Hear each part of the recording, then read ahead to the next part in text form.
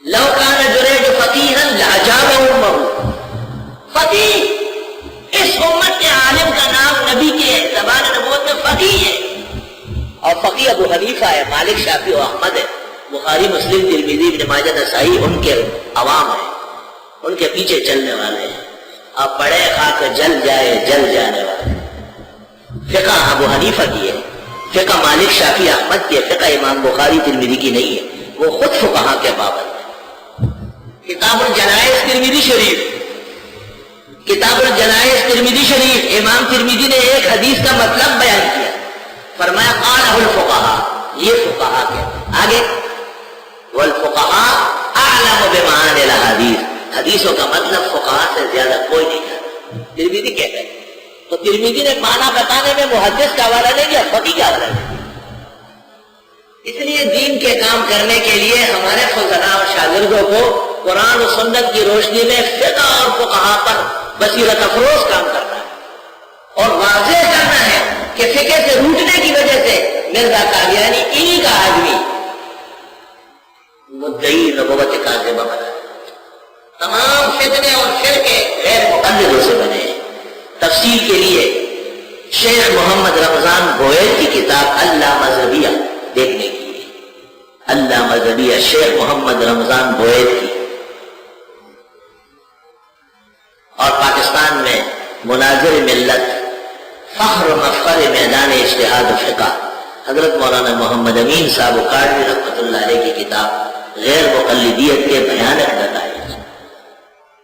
گھبرائے نہیں آپ، فقہ اور فقہا پر کام کریں، فقہ اور فقہا پر نظر رکھیں، فقہ اور فقہا کی اہمیت اور افضلیت سے امت کو آگاہ کریں، غیر مقلدیت کا جادو خود بخود ختم ہو جائے، ان کے دو گدہی سے مسلمان بچ جائے۔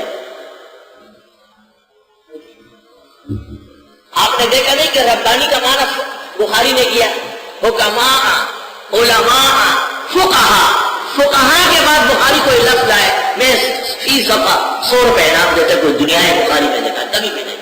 فقی کے بعد کوئی اور چیز نہیں چاہیے، فقی آخری تمغہ ہے اس امت کا۔ میں نے اپنے استاد مولانا مفتی ولی حسن کو ایک دن کہا ہے کہ گپ شپ حضرت کا قرب بہت حاصل تھا، ایک جگہ سفر میں جا رہے تھے، تو میں نے کہا حضرت ایک بات دل میں آئی، آپ سے تصدیق کرانا چاہتا ہوں، آپ میرے استاد ہیں اور بڑے عالم ہیں، اگر وہ بات صحیح ہو تو میں پھر آئندہ کہوں گا ورنہ نہیں کہوں۔ میں نے کہا فقیہ انور شاہ بڑھے اور محدث شاہ عبدالعزیز بڑھے۔ سبحان اللہ، حضرت نے کہا کیا قیمتی بات ہے، بہترین بات ہے۔ میں نے کہا فقیہ امت کے ہندوستان میں انور شاہ جیسے کوئی نہیں ہے، اور محدث شاہ عبدالعزیز صاحب ہیں دہلی کے علماء،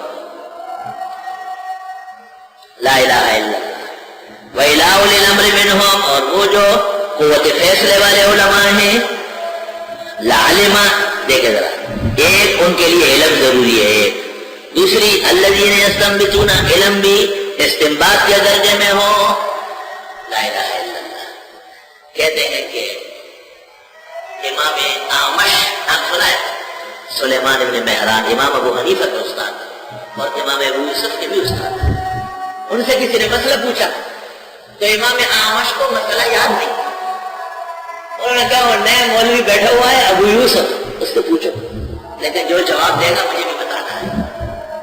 وہ گئے امام ابو یوسف کی خدمت میں، کہا حضرت اس طرح مسئلہ ہے، امام ابو یوسف نے جواب دیا، یہ جو وہ شخص آیا اور امام اعمش کو بتایا، اعمش نے کہا جواب تو زبردست، لیکن پوچھ تو لو کس دلیل سے یہ مسئلہ نکالا۔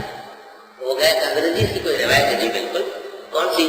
حدثنا اعمش، مجھے یہ حدیث اعمش نے پڑھائی، سند پوری پیش کی۔ وہ شخص آیا، اس نے کہا حضرت آپ کی حدیث پیش کرو۔ اعمش نے کہا حدیث تو یہی میری، مجھ سے پڑھ چکا ہے، واپس آیا۔ امام ابو یوسف سے کیا کہتے ہیں؟ یا معاشر الفقہاء انتم الاطباء ونحن الاطارون، اے فقہا کی جماعت تم صحیح معنوں میں نبض شناس ہو، امت کا علاج جانتے ہو، ہم تو خالی دوائیاں رکھ کے بیٹھے ہوئے ہیں۔